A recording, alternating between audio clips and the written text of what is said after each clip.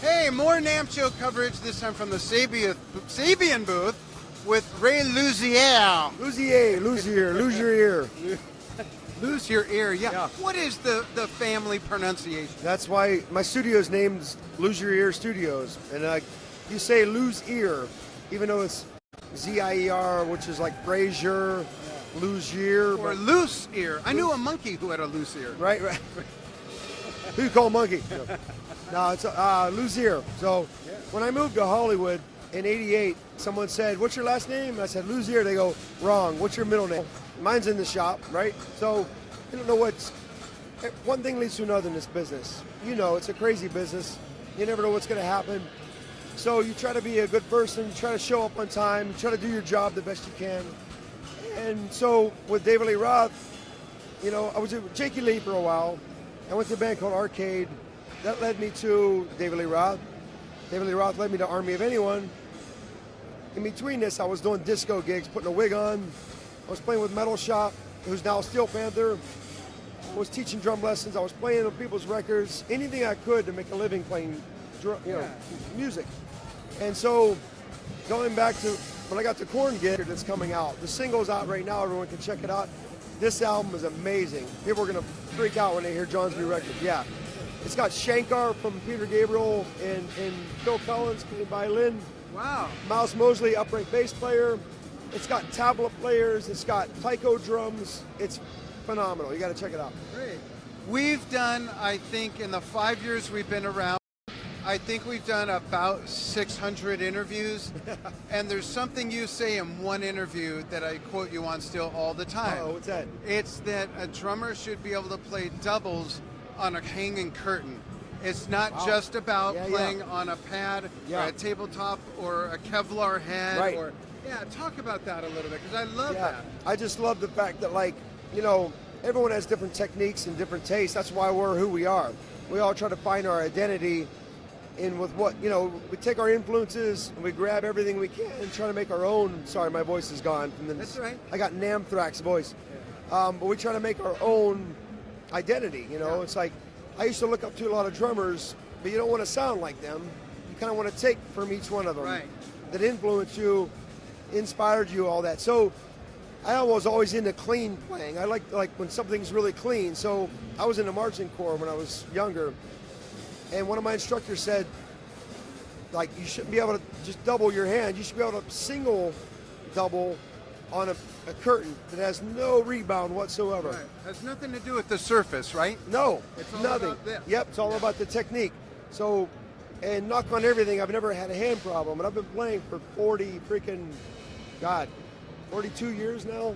And, like, that's a lot of abuse. Yeah. If you ever see me play with Korn, I'm not a tapper, you know. I like to get into it. So, but technique is everything. You know what I mean? It's like, if you're gonna bash your brains out, you better be holding your sticks right. You know, so Who would be some musical influences you have, or some music you like to listen to, that might surprise people who know you as Ray from Korn and Army of Anyone and David Lee Roth? I mean, I'm a music fan, you know. Of course, I'm a rock and metal fan, but I can easily, you can catch me listening to the new Justin Timberlake or the Pharrell record. You know, just something that, like, I just listen to Daft Punk, which is programmed drums. Like, that's sacrilege to a working drummer, right? But a drummer would do it best. Right. And I mean, I like bands like Mute Math, you know, the little on the proggy side, you know. I'll listen to Gojira, I'll listen to 9 Inch Nails, you know, anything that moves me.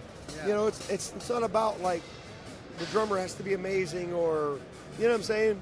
Totally. I listen to classical sometimes. Yeah. I mean, if you hit shuffle on my phone, it'll go from Slipknot to Beethoven. Yeah. I mean, I'm all over the gamut. Yeah. I have Maynard Ferguson in my phone.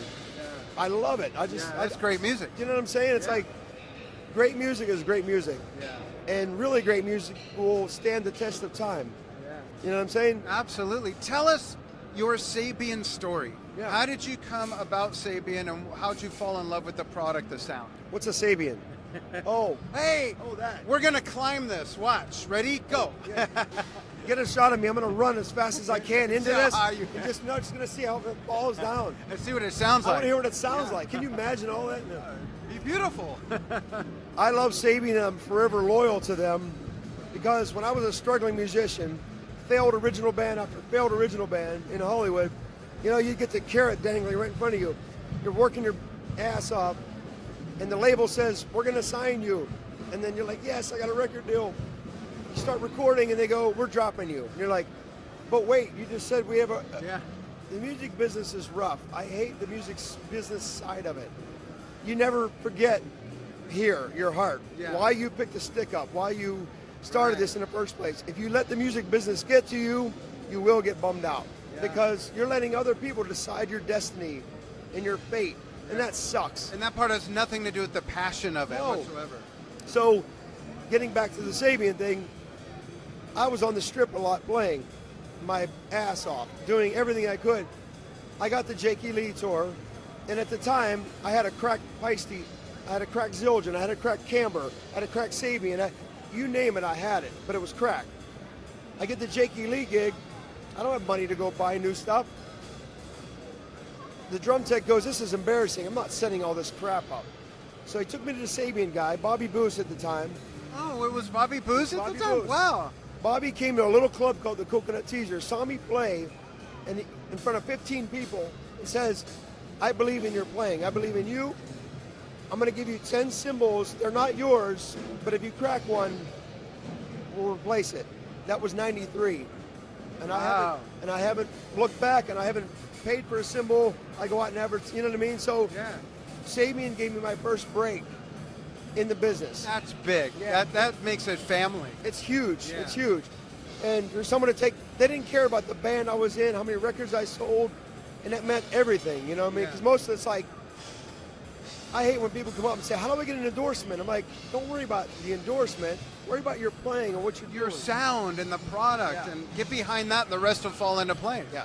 So that's my story about Sabian. Great. And I've been approached by many, I've had many, I won't mention the brands, but vats of cymbals to my doorstep.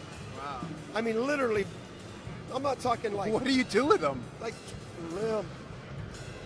eBay, no.